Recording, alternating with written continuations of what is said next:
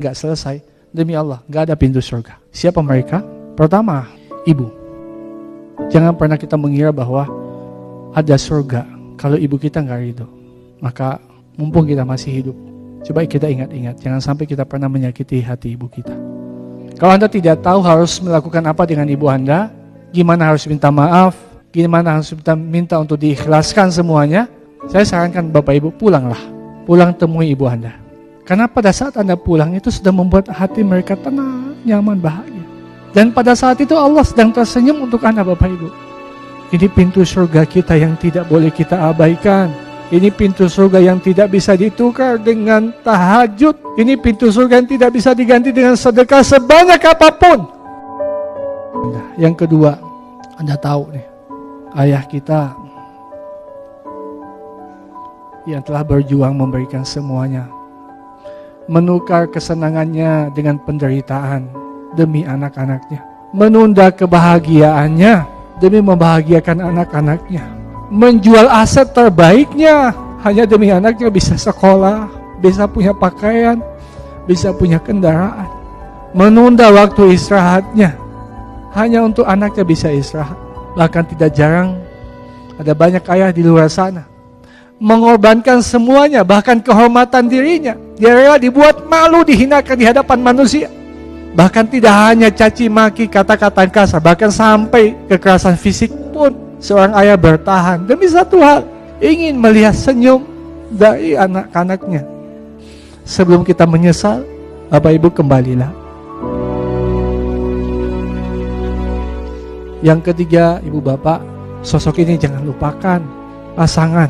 Allah katakan, ku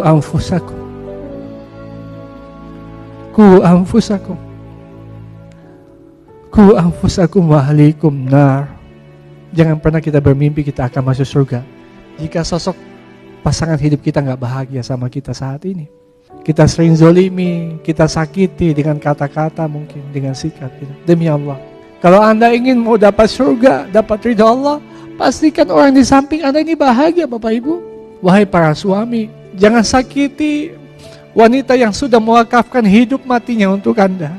Yang datang dengan suami istri, saling memaafkan, saling mendoakan. Pun begitu dengan para istri. Mungkin suami Anda bukan suami terbaik, mungkin dia belum bisa mewujudkan impian-impian Anda, tapi ketahuilah bahwa dia terus berusaha, dia terus berniat sama Allah. Ya Allah, saya ingin bahagiakan dia ya Allah.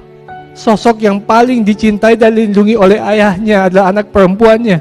Saya yakin orang tua yang punya anak perempuan pasti merasakan bagaimana cinta dan sayangnya pada anak perempuan ini. Gak tega saya melihat anak saya ini susah gitu ya. Bagaimana mungkin ada laki-laki yang mau membuat dia terluka. Maka yang datang dengan suami istri, segera peluk pasangan Anda. Saya kasih waktu Anda, datangi pasangan Anda, sampaikan 3 hal. I am sorry, thank you, I love you. Saya minta maaf, maafkan saya, terima kasih untuk semua kebaikanmu. Doakan Bapak Ibu, doakan. Boleh jadi pasangan Anda saat ini sudah menderita selama bertahun-tahun selama bersama Anda. Kebahagiaan dia bersama ibu bapaknya berganti dengan penderitaan bertahun-tahun, tidak pernah ngomong. Maafkan, jika dia punya salah maafkan. Alhamdulillah, gak ada ruginya ikut PPA ini. Awalnya ya berat segala-galanya, harus ninggalin anak di rumah, ninggalin suami, berat. Biayanya juga. Insya Allah hasil yang saya dapat lebih dari itu semua.